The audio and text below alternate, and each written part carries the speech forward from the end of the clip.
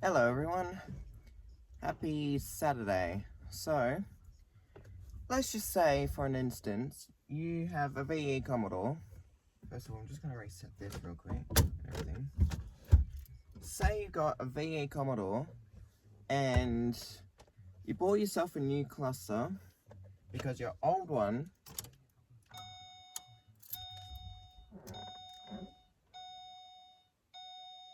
has these sounds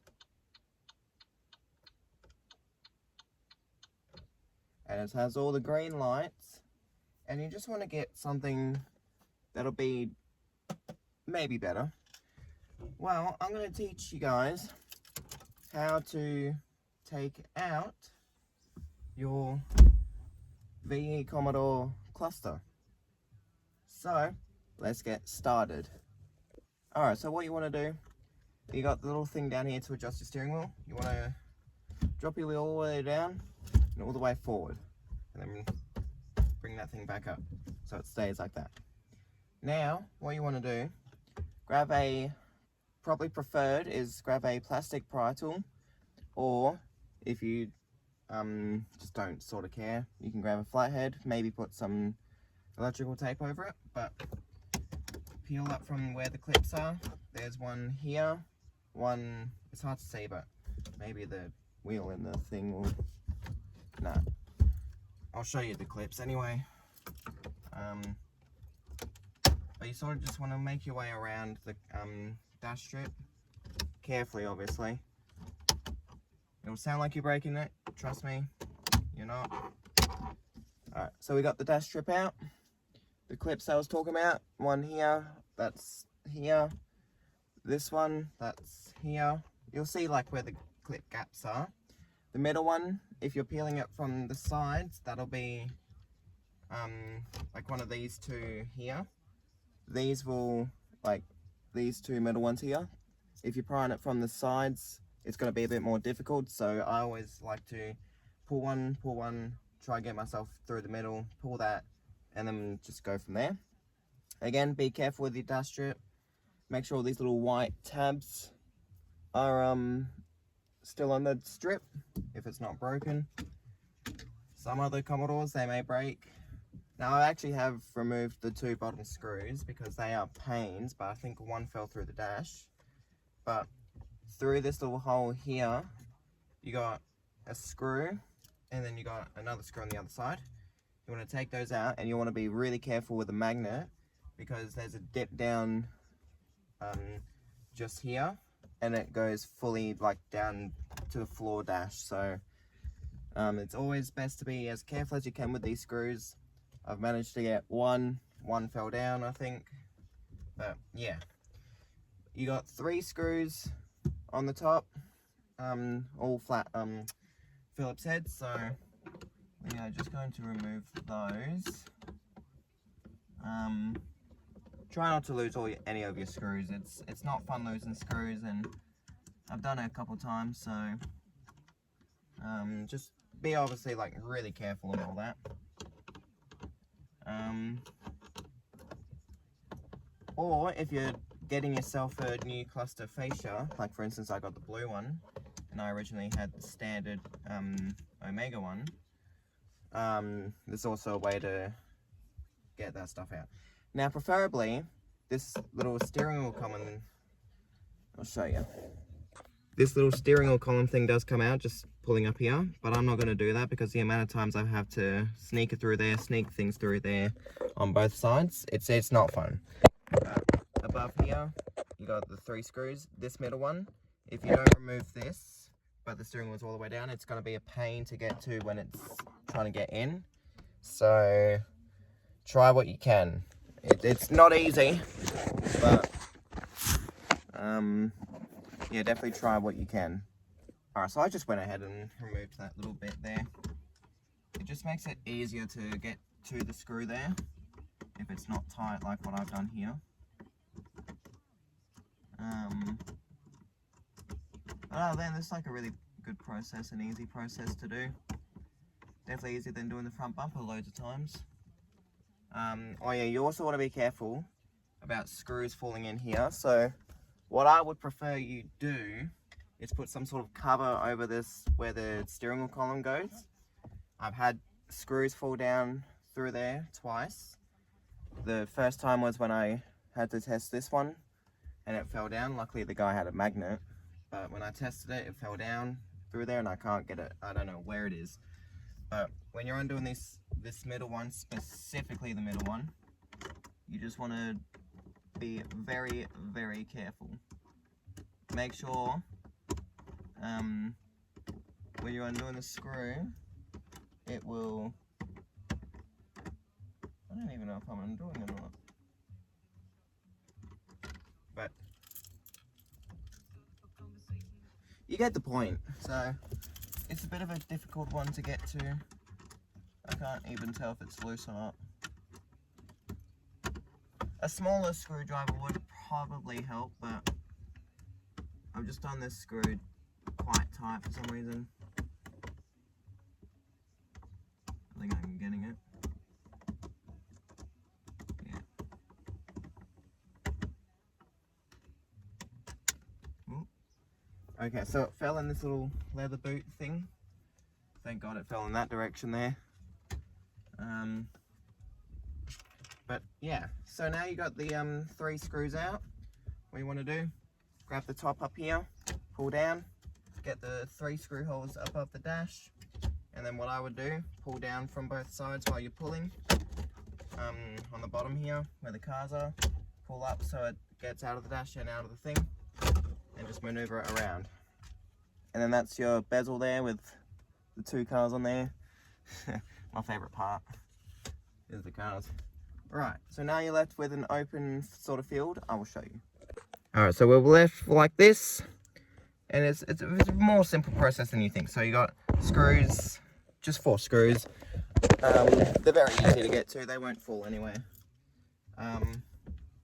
Yeah, that screw definitely fell down that dash. So, again, every single screw is a Phillips head. Yeah. I'm not good with tight spaces, but I have to deal with a tight space when we did the lights, and it was way far behind the dash, trying to get something through, and it was hard. Alright, now I'm doing the top screws, which are quite close to each other. They're sort of this one right here, and then this one right here, so sort of like that size, away from each other. So not a hard process, but it's not an easy process. Take that into consideration, because it takes time. You'll get frustrated with certain things. The dash strip might snap, screws will fall down the dash. That's when it's trying to be careful.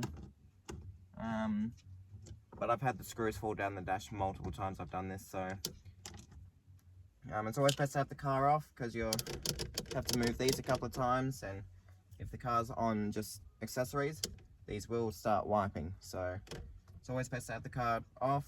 I've got the radio on, but I'm explaining things. So what you want to do is grab just a little, where the little bracket bit is for the screw, you just want to go right where that little bracket side is. Pull down, and then you'll just pull out, and then lay it all the way down like that. And you'll get access to your next thing, which I will show you. Alright, so you got your dash out, maybe just pull it out a bit more, like fully out there. What you're going to expose here is this pigtail. You got a little button. I'll try and get back here. I don't think it's going to be easy, but you got this little notchy bit there with those 2 little black lines there. You want to push that down, and then you got this little brackety line type thing. You want to bring that to here. So push where my finger is, push that in, and then bring that down. I'll try to do as much as I can for views. I don't know how I'm putting it. There we go. Oh, that works. But yeah, so you just want to push that little button thing in, and then bring that out with your other hand, and just pull out. And then your cluster's free.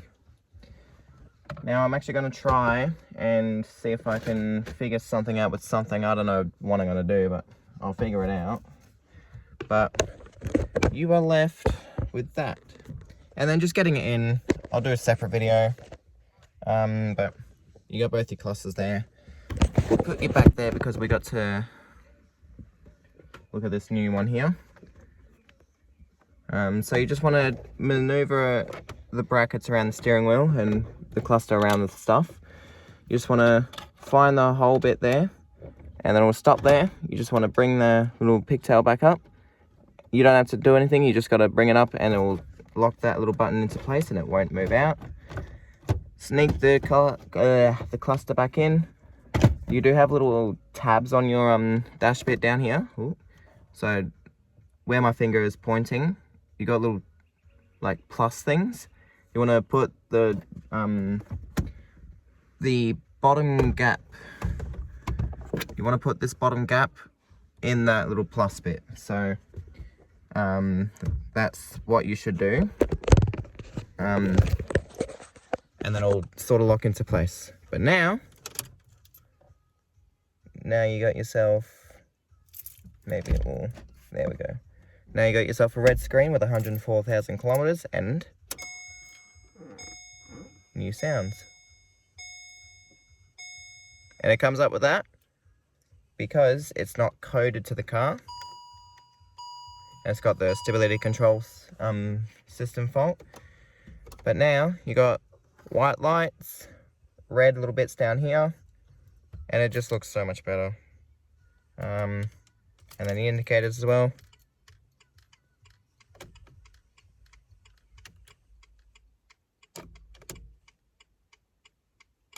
But yeah, if you don't have this coded to the car, don't stress too much about the stability control and worry about that stuff.